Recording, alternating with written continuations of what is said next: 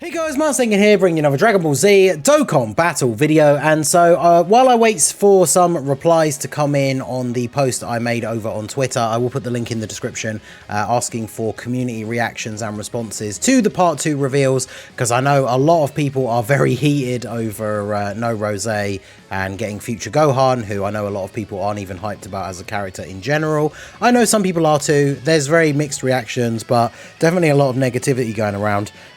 Make sure you check out that tweet and leave a reply if you do use Twitter. Like I say, I'll put the link in the description. So while I wait for that to get some replies in, I thought it would be interesting to make this video because there's a big topic in the community that I really want to discuss. And I think we're going to try and break it down in this video. I didn't script this. I've got a bunch of the pages up that I want to look at, so hopefully I can get my thoughts across in at least a somewhat cogent fashion.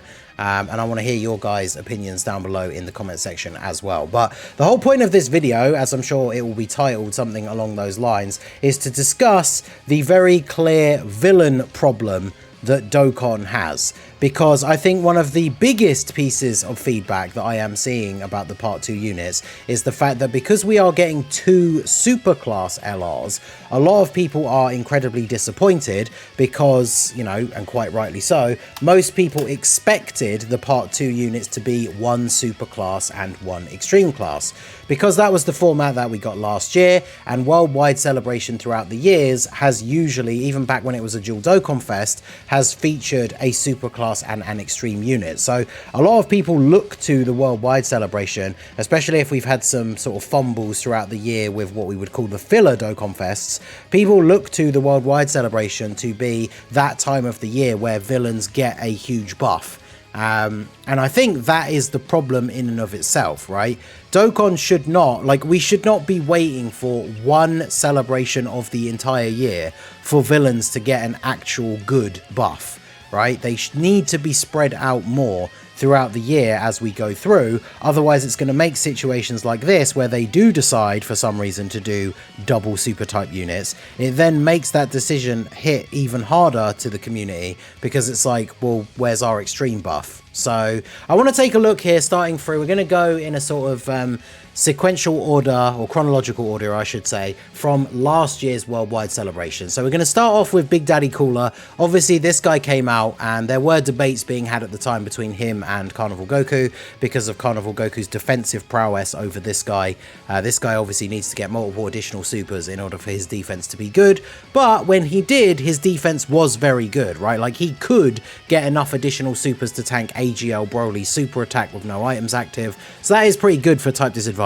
When this guy came out, there were arguments that he was the best unit in the game. I definitely think he was my favorite unit in the game at the time he released. Maybe partially because I got super lucky on his banner and rainbowed him in a very small amount of stones. I think I've had the most insane luck I've ever had on a banner, probably on his banner. So I absolutely loved this unit. His leader skill was really good. The team that you could make with him was really good. So he was a very, very strong unit, and his team was arguably one of the best teams in the game at the time of his release. So then we moved into part 2. And we got the physical Metal Cooler. Now, a lot of people didn't like him on release. A lot of people have soured on him since his release. He definitely does have his uses still. I've seen a lot of people using him in different strategies. Obviously, with his fairly easy now, because of the defensive levels he starts out at, fairly easy for him to die and get his revival for people using strategies with like 23rd World Tournament Goku and stuff like that. So this guy can still be decent in certain events. I've even seen screenshots of people clearing the new Vegito phase with him, because obviously with type disadvantage he's going to die pretty quickly, but you get the revive, he lowers attack with his supers, he can be kind of useful. Pretty impressive to have seen a run against the Vegito with this guy being used. But this guy came out in part 2. Now, part 2 units for big celebrations, even before they introduced the Carnival format, kind of always were less impressive than the part 1 units, right? I think it's pretty safe to say no one would disagree that both the part 2 units from last year's worldwide, including the AGL Super Saiyans, were not as good as the part 1 units, but, you know, they were still pretty good. I really didn't like the AGL Super Saiyans on release, but they did have a good leader skill. But yeah, they weren't as good as the part 1 units, but Metal Cooler was definitely still a good unit. Them doing the Easy A, like, free-to-play team for him as well, with like the full Metal Coolers, was definitely fun. But he was a pretty solid unit. So then as we moved on, now obviously remember, we're going by the JP timeline because Global is syncing up now. Some of the things have been in like weird order. I say now, but obviously we know it's going to happen, not that it's actually happening already.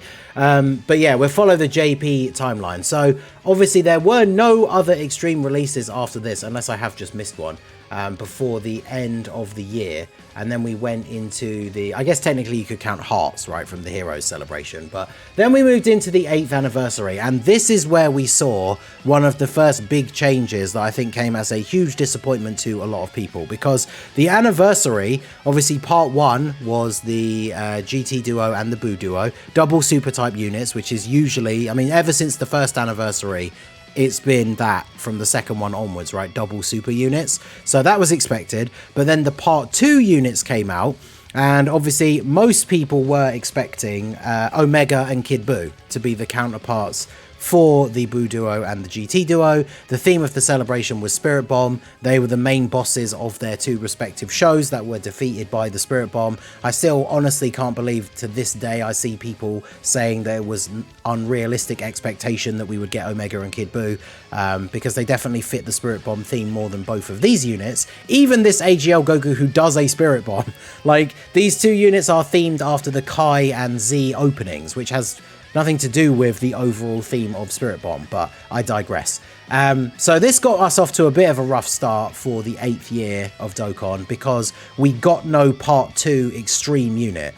Now, even going by what I said about Metal Cooler and the AGL Super Saiyans, with the part 2 LRs always being not as impressive usually as the part 1 units, this was still a pretty big hit for Dokkan for the Extreme side. Because if we look at the 7th anniversary, obviously the part 2 LRs were Kaioken Goku and Great Ape Vegeta. Now, Great Ape Vegeta, I think universally was not liked on his release.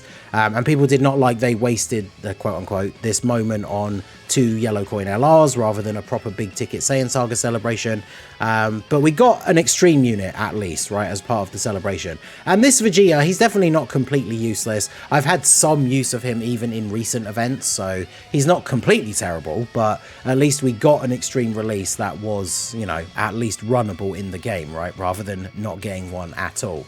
So Anniversary kind of kicked off this whole, you know, we just missed a slot for an Extreme unit, essentially. So then after the Anniversary, we moved on, and JP received the STR Android 17 and Hellfire 17.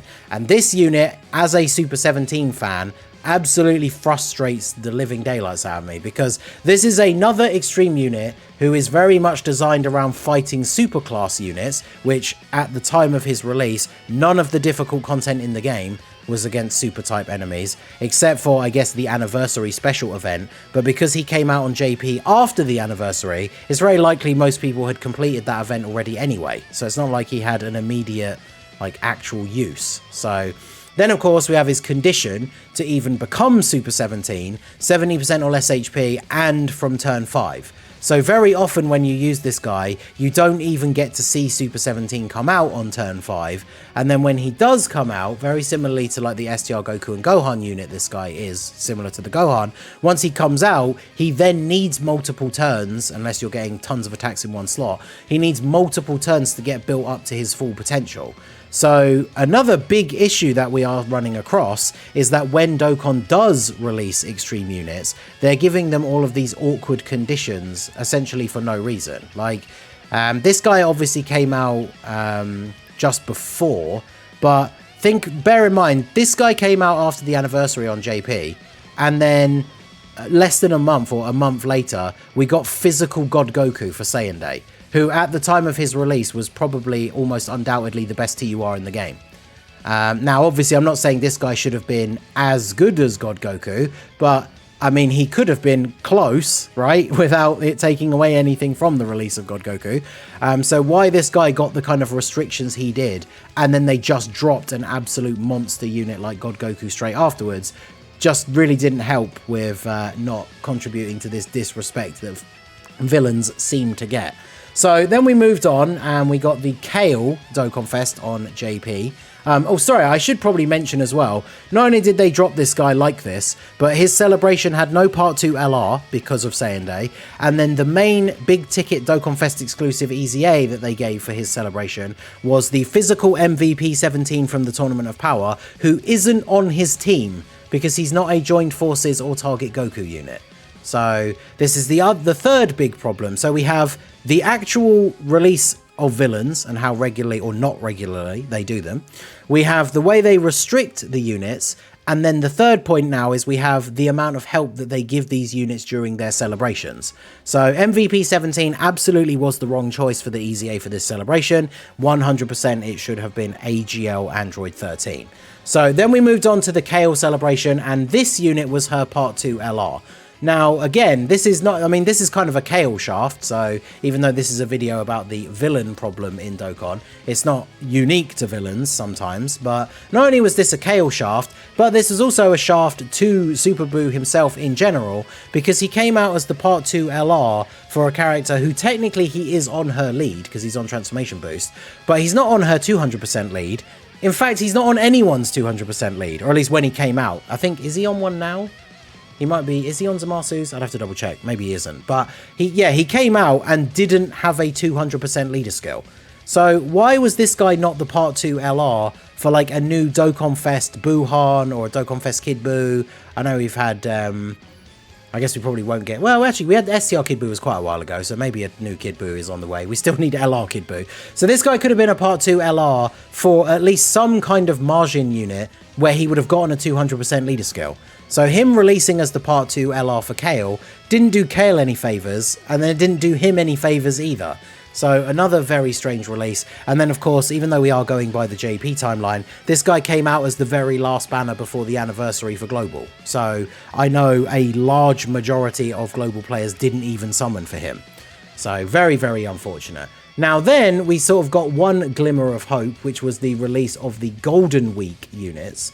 Now, I don't know if I'm going, am I skipping a year when I say that the previous Golden Week was, no, the previous Golden Week was the Cell and Gohan, Goku Gohan, right? So this was another time where, because I think it was the, yeah, that's it, it's the Golden Week the year before Gohan and Cell, there was the GT Super Saiyans. So Golden Week appears to have shifted into a format where we're going to get a super class and an extreme class unit. So hopefully they keep that up and don't just do what they've done with like Part 2 of the anniversary and now the worldwide celebration. So we got Int Piccolo Jr. release. Now Int Piccolo Jr. is now at this point probably arguably the best TUR in the game, or at least, you know, he's top 3 at the minimum. But even when he released, I wasn't a huge fan of his team. Like his performance, even though it's hard to get big bad bosses on that setup, some of his best performance comes on the 23rd World Tournament Goku team, because he's on the World Tournament category and Goku's team has a bunch of like World Tournament support units, as well as units like Bulma and stuff like that. So this guy is very good and he's on some good teams now. He's definitely had a new lease of life being on the 200% lead for the LR Zamasu, and he's really good on that team. So I don't want to say this guy was a villain's L, right? Because this guy coming out, absolutely fantastic unit, but he still has those issues, right? Like his leader skill's not great. His link set definitely is wonky because he has big bad bosses. He has Thirst for Conquest, but then he has the OG Dragon Ball links. He has Transform. He has Tough as Nails, which is not a very common link, even though it's actually really good when you look at what it does at level 10. 20% defense and 5% damage reduction. But yeah, even though this guy is an absolute god, he still has issues in his card, which, you know, some units do not have, right? Like the Goku that came out alongside him, don't get me wrong, he has issues in his card as well, and I would say this Piccolo is probably better overall, but he certainly doesn't have like weird linking issues, at least for the units that you're going to be running him with most of the time.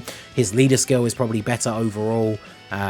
So even when villains get a W, there's a little bit of an L sprinkled in there as well.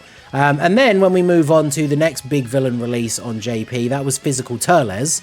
Now, Physical Turles I think is underrated. I do think he is very good. But yet again, we get another restriction. So we have to fight a Goku family category enemy, or an enemy whose name includes Kid Gohan, which is very restrictive. And then he gets his entrance animation that gives all extreme allies key 3 and attack 18%. I mean, why this couldn't just be just his entrance animation that he just gets all the time. Again, compare this unit to God Goku, who came out, what, 2 months before him? And God Goku is way better than this guy. So again, I'm not saying every release has to be better than the previous one, but this guy could at least be close to God Goku, right? So yet again, villains that don't get the villains that are getting these restrictions for no reason, which was point 2 that we've made already. And then for point number 3, we did get the Grey Ape Turles EZA. We got a part 2 LR that was a super class unit, the Int Spirit Bomb Goku. Now it makes sense for this celebration because, you know, it's him and Goku in that movie. That's pretty much all the main character action in that movie, but they couldn't really have done an extreme unit, I guess, from the movie as the part 2 LR. But then his celebration on JP had the EZA for the LR Go Bros, the Tech, Gohan and Goten. So maybe they decided it was too early for some reason or whatever, but why was that EZA not the STR LR Turles army, like the Turles Crusher Corps? Like, that would have been absolutely fantastic for the release of this unit. The AGL Great 8 Turles was definitely very good as well. But again, we fall into this trap of we get a villain unit and then they don't EZA the right unit or bring out the right part 2 LR, and overall it just hurts the quality of the character. Like, this becomes one of those units that even if you love Turles, if you're a global player, now I know the future of the schedule is unsure because of all the potential sync stuff that could start happening, but this guy almost becomes like an easy skip. Even his banner is actually quite good, but just because of this lack of support he got released around him, it's just very unfortunate. But I do think he is a good unit. He definitely could get some a bit of a comeback. Like, we have had a couple of difficult superclass enemy events in this celebration, but again, like I said, even when villains get a W, there's always a little bit of L sprinkled in there as well, which is unfortunate. And then we move on to, I think it was the final extreme unit released so far up until now, like the big ticket one before the worldwide, and that is of course Carnival LR Omega Shenron, who maybe, well, I guess Physical Metal Cooler has dropped off hard enough that people would probably say it's him. I don't know, but maybe the worst of the Carnival LRs on release, because I guess Metal Cooler probably is now, right? But I mean in terms of on release, because this guy can be incredibly good, except he's locked to an incredibly terrible team that didn't get a bunch of support during this same celebration, because he's the part 2 LR for Full Power LR Super Saiyan 4 Goku, who came out and was immediately a bunch of people's like new favorite unit in the game, incredibly very good, like super great unit. And then they dropped this guy as the part 2. We got the EZA for like Oceanus a little bit later on, and she wasn't very good. Just again, like, villains just do not seem to catch a break in Dokkan, and the big question has got to be why. Now, for the most part, you can argue that super class characters sell better than the extreme characters. Like, a Full Power Super Saiyan 4 Goku is always going to sell more than Omega, but surely Omega's gonna sell a bit better than he maybe did if he's really, really good as well, which it's just very strange. Like, this guy, even if you kept him locked to GT bosses, if he was locked to GT bosses but was hands down like the best unit in the game, then would that be as big of an issue? It would still kind of suck, but, you know, it would take the sting off a little bit at least. But yeah, it's very, very strange. And I brought up this page here because this was last year's worldwide download celebration, where we got the Super and Extreme as the main units. This has been a trend for the last few years. The year before this was Gohan and Cell. Then we had, what was it?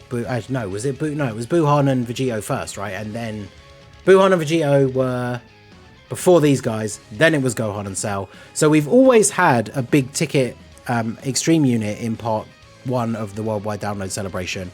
And this year, of course, we got Vegito Blue and Zamasu. Most people, I think, agree that Zamasu is better. Like, Zamasu is better than the base, like Blue Goku and Vegeta. And then once Vegito comes out, it's kind of game over. And by that point in the event, Zamasu's lost a little bit of his damage reduction. So I'm not really sure what the overall consensus is on Zamasu, like, turn 5 versus Vegito Blue when he comes out. But it's just very strange to see that one of the big celebrations that has now become sort of famous for, this is the big celebration that gives buffs to extreme units, and now that seems to have completely fallen by the wayside, because here we are with part 2 of this worldwide celebration, and the 2 part 2 units are both super class, which I really did not think was going to happen. Funnily enough, I think there was, shout out to Alan, I think it was one of the tweets I replied to when he was coping for double trunks, where I think I said, like, I would almost bet money that it's not double super types. So I'm glad I didn't actually make that bet, but I definitely hold the L. I really thought they were not not going to do that. But again, I think this comes back to, and I'm not trying to shirk the blame, like I said, I'll hold my L, but that we've kind of been conditioned at this point that like worldwide is the celebration where we will finally get big extreme unit buffs, and that is the ultimate problem, I think, overall, and that is the takeaway that I want to end the video here. I did make a tweet about it. The biggest problem about this whole situation is that we are expecting the worldwide celebration to be one of the only celebrations of the year that buffs extreme class, and so then when that doesn't happen, it feels like even worse of a fumble than it may actually be. Like if they'd released a really good extreme unit before the worldwide celebration, like right before, then they released this Zamasu. Both of the part 2 units are super class, which is, you know, a bit disappointing. But then let's say after the worldwide celebration, the next Dokkan Fest is an extreme unit who is like a top 3 TUR in the game. Then it doesn't feel as bad. It doesn't feel like villains are in as bad of a place. So Dokkan really needs to start releasing better extreme units and more often. Otherwise, this whole thing is just going to seem like, you know, it's already very one-sided, but people just get very disappointed. People do like the villain characters, even if most super units sell better. Now, I will say, if you put up the example of Future Gohan versus Goku Black must sell better than Future Gohan, right? So I don't want to cope and say, oh, you know, don't worry, guys. I'm sure we're going to get a super busted Dokkan Fest Rosé soon, and that's why they didn't give him a summonable unit in the celebration, because they still probably just should have, right? Again, regardless of any of the comments that I've made today on videos, on Twitter, on the stream, any of that stuff, I am disappointed that one of the Part 2 units is not Rosé. But for me, it doesn't ruin the celebration. Gohan looks absolutely insane. His animations are crazy. But we cannot deny, and that is the whole point of this video, that Dokkan has a villain problem. And I don't know what they're going to do, if they're going to do anything, but they definitely need to sort this out. Hopefully sooner rather than later, because as I said, a lot of people do like villains. A lot of people are getting kind of sick of Superclass always being the big ticket releases, and then when their favorite villain units come out, they have a bunch of unnecessary restrictions and issues with their kit and their links and all this kind of stuff, and it just gets disheartening for players. And as I've said today, and I got called out for not meaning this and only caring about the money, but I genuinely want everyone to enjoy this game as much as I do. And so people seeing villains constantly getting shafted and that making them enjoy the game less, I think that is a shame that that happens. So Dokkan needs to address this, and hopefully soon, but I guess we will see. So let me know what you guys think down below in the comment section. What would you like to see them do other than, you know, buff villains? But like, how would you go about it? What would you like to see? Let me know down below in the comment section. And even if you are disappointed about no Goku Black, as am I, hopefully we can all enjoy the new units. Trunks' animations seem a bit mid to me, but apparently on paper his stats are actually kind of insane, and honestly Future Gohan might actually be the new best unit in the game, so, and his animations are fire, so I am excited to summon for them, but the disappointment is there, and hopefully it's something that will be addressed in the future. So that is going to be it for the video, guys. This has been the Masked Ningen. Smash that like button, subscribe to the channel if you are new, check out the links down below for the Discord and the merch store, and I will see you all again soon. Have a good one.